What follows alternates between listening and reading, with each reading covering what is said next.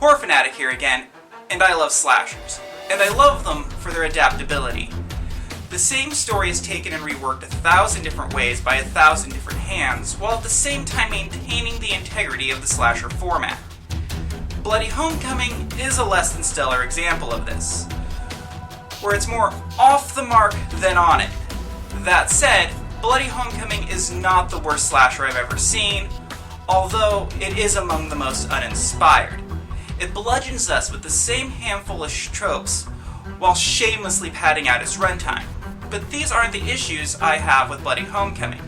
My issues, well, I'll get to those. Bloody Homecoming, unsurprisingly, opens at the homecoming dance, introducing our victim pools, consisting of Annie, her boyfriend Billy, and their friends, Nora, Robbie, Lauren, Steve, Jacqueline, Carl, Cassie, and Wade. They're barred from entering the dance by the seniors, which we learned has been set up by Billy in an attempt to get laid. They sneak into the theater department to party rather than let their evening go to waste. Okay, no way all 10 of them are going to get drunk on that one bottle. Just saying. Few of them might get a light buzz, but certainly that bottle alone isn't enough for all of them to party. Billy and Annie slip off to be alone, and things get really rapey really fast. Annie is saved from Billy by Lauren, who knocks Billy out with the spirit baton, and they lock him in the room. Outside, the rest of their friends try to get what happened out of Lauren and Annie when Principal Patterson, his wife, and some fellow teachers arrive. Inside the room, Billy wakes up and starts thrashing about, knocking over a candle and setting the room on fire. The teachers in the victim pool notice smoke and they rush to investigate but are too late, and Billy dies from what I'm guessing is supposed to be smoke inhalation. Most slashers have some kind of an inciting incident, an action or event triggered by the victim pool that they then pay for later. Stopping a rape is this film's attempt at that. Mrs. Patterson points out that the students should have tried to tell a teacher once they were barred from the dance. My question is how, since neither teachers nor a chaperone were present outside the dance for them to talk to. The victim pool are all then subsequently blamed for Billy's death, which the town bemoans the loss of as a student and as an athlete, etc., with his attempted rape of Annie being constantly downplayed by adults and authority figures. I have some real issues with this. 3 years later, the victim pool, now seniors, are preparing for the first homecoming dance since Billy's death. Annie has become a recluse on antidepressants, while Cassie has joined the cheer squad. Nora and Robbie spend their time being intimate with one another, which becomes a running joke throughout the course of the film. After their first in-film hookup, we get introduced to the best character in the film, Janitor Fred. Damn kids. Condoms off, clothes on, get the hell out. And when he catches them, he just asks them to leave. That's it. No talks, no reprimands, just, hey, kids, not in my supply closet. Janitor Fred is also set up as the film's first red herring, which there are more than a handful of. Lauren and Steve go to check on Annie after school, although she ignores them, which keeps in line with what we've learned about her character so far. After they leave, she's attacked by the killer, who up until this point I figured she would be the final girl. And in classic slasher format, she runs everywhere in the house but out the front or back door, and ends up being killed in a rather grim fashion, becoming this film's second body. We then get some more padding in the form of a PE class, in which Nora is teased by a pair of girls, Cheryl and Darcy. The main reason for this scene is so that the film can have a breast part shot in the showers after class, and for Cassie to defriend her old friend, thus rejoining the fold. They set up Cheryl and Darcy like something's gonna happen and there might be some kind of payoff, but that payoff never comes. The current surviving victim pool receives creepy, but not necessarily threatening notes in their lockers. And they actually do the smart thing and report it to Principal Patterson, who dismisses the kids' fears and in fact does a bit of victim blaming, insinuating that it's most likely their fault due to the fire 3 years ago. Which I have no idea how this can be seen as their fault, as only Lauren and Annie were in the room with Billy, and the others never set foot in there. He even goes so far as to blame it on Annie. What an asshole. Preach it, sister! In class, another student is set up as another red herring, and we learn about people and their need to set limits by Mrs. Patterson. After school, Principal Patterson hits on Cassie in probably the most obvious and creepy manner possible, informing her that she's won homecoming queen and asking her back to his office. Cassie plays this off in such a manner that makes me think Principal Patterson does this a lot, like to a degree where maybe him being principal needs to be called into question. He's also established as yet another red herring, making him the third, and we're just getting started. Principal Patterson meets with the town sheriff, who's gotten wind of the notes through his deputy Carl, Jacqueline's boyfriend. We also learn that the sheriff is Billy's father, and that he holds the kids accountable for his son's death. And we also learn that his wife has been institutionalized, having gone crazy after the death of her son. After the sheriff makes some vague threats, But if you're not going to do anything about them, I will. he leaves. The scene establishes both the sheriff and his wife as two more red herrings. Before the homecoming game, the victim pool visits Annie's house to check on her, but finds she isn't home. While Jacqueline's in the garage, the place where Annie was murdered less than 24 hours ago, Lauren gets a text from Annie's phone saying to leave her alone. Okay, out of curiosity's sake, does Annie not lock her phone, or did the killer somehow hack it? Also, when did the killer move Annie's body and clean up? Because that garage looked pretty open the last time we saw it.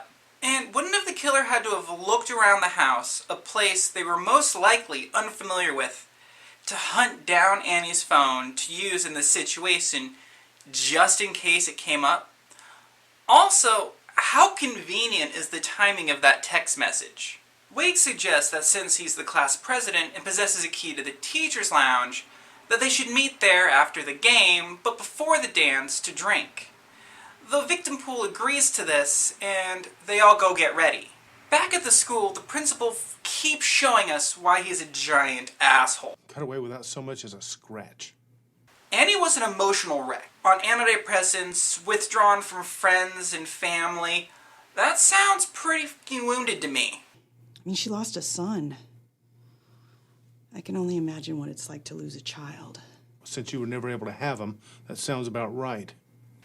Okay, yeah, this guy's just a gigantic asshole. At the game, things start to pick up, and we learn that Carl is patrolling the dance.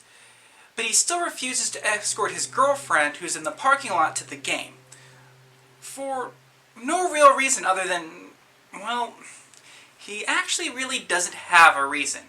We also learn that the sheriff's missing, further adding to the credence that he's the possible killer. Nora and Robbie decide to skip the game, in favor of hooking up in the back of some guy's pickup truck. After which Robbie professes his love to Nora, and while doing so is killed from behind by the killer, which leads us into the film's second chase scene. Now, it's been a while since I was in high school, but I never remember the parking lot being as deserted as this one. Furthermore, Nora never cries out for help. That aside, I do feel that this is the strongest of the chase scenes in the movie. After trying to escape by hiding under a truck, Nora admits her love for Robbie right before being killed herself. How the killer got in the back of the truck without Nora noticing it is beyond me, since she was underneath it. Lauren and Steve find Jacqueline crying in her car, looking at her U-phone. Jacqueline informs them that Carl wouldn't respond to her text and walk her to the game, and also that she's pregnant. Gotta look better if I'm gonna find a new man, huh? Carl's working, so maybe he hasn't checked his phone yet. He told her that the sheriff was missing, which means they're a man down, which further increases his workload. So maybe she should wait a little while and wait to see what his response is to him being a father before she goes off leaving him for not returning a text that he probably hasn't even seen yet.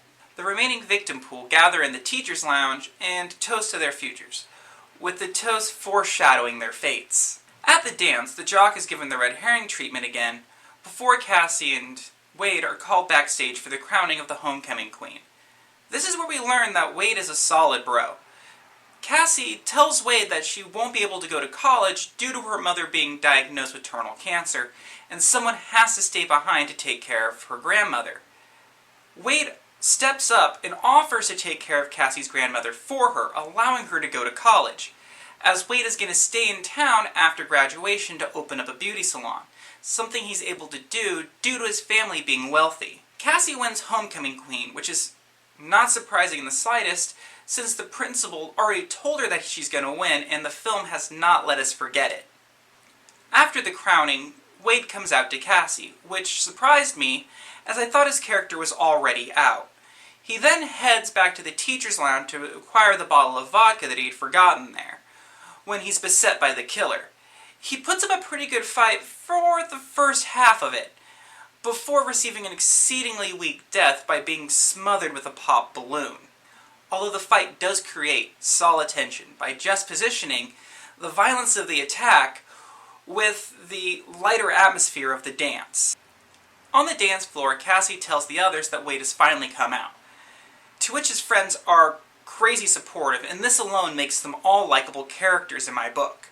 I just feel bad that Wade'll never know how supportive his friends are, as he's already dead by this point. Cassie heads to the teacher's lounge to talk to Wade and get the skinny on his new man, when she stumbles across the killer transporting Wade's body. This leads directly into another chase scene. It's at this point that these chases really start to lose their magic and start moving into the area of blatant padding. After running all over the school, she finally makes her way to the gym, the place where she should have ran in the first place, and runs into Fred, thus clearing him of his red herring status. But before she's able to reach the safety of the stage, she's caught and killed with her own crown. Outside the dance, Carl is quickly killed off, with so little fanfare that I have to question why he's even in the film, although at least he was able to make it this far in. Shortly after Carl's death, the remaining victims find his blood, and Jacqueline gets sick from it and has to run to the bathroom, where she finds Cassie's head in a toilet. How? How did the killer know that Jacqueline was going to run to that particular bathroom and into that particular stall? Sure, I get that I'm supposed to suspend my disbelief for this, and that she needs to run her tour of the dead. But this is so far-fetched that it really starts to detract from the film for me. Anyway, while recoiling in horror from her friend's death, Jacqueline is attacked from behind and knocked out by the killer, who then gets distracted and goes after Steve and Lauren rather than finish her off. We're then subjected to the film's final chase scene, and Steve and Lauren flee to the locker room to hide. These two have been going to the school for 4 years, and they don't know the layout well enough to try to escape outside. They're running around like they don't know the layout of the school at all. Steve leaves Lauren and leads away the killer, hiding in the worst possible location, when he should have kept running through those doors. But he doesn't, and ends up getting crushed.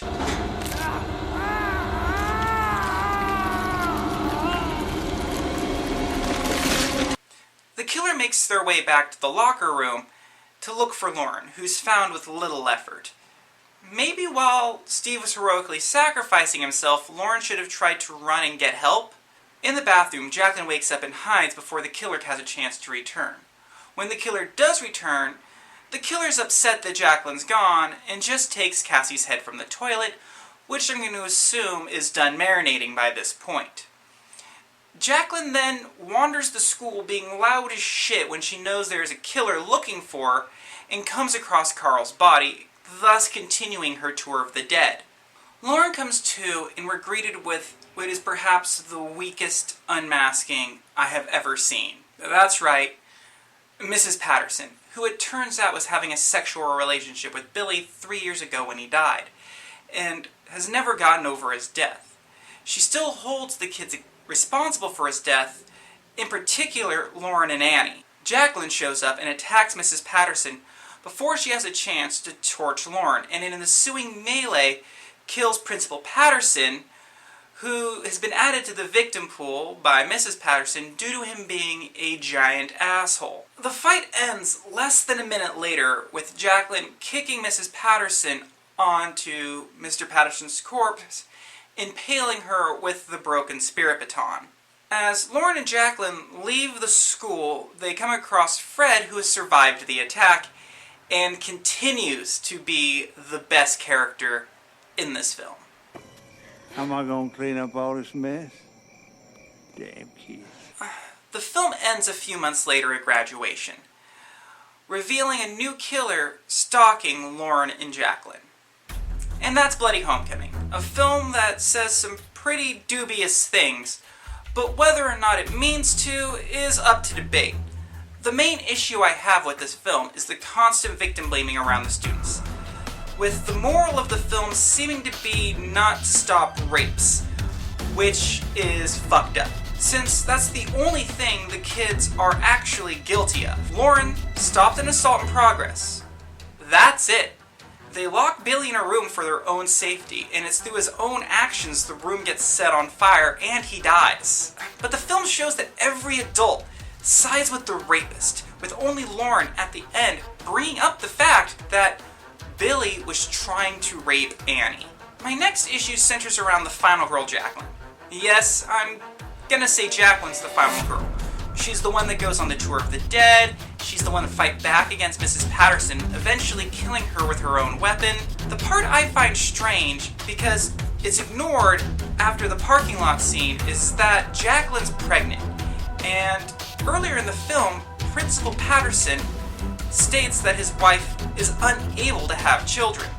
So, having the two square off, the pregnant versus the infertile, seems weird, and it feels like there's a dynamic there that I'm not knowledgeable enough to follow up on. Which brings me to Mrs. Patterson, who might be the weakest killer in a slasher I've seen to date.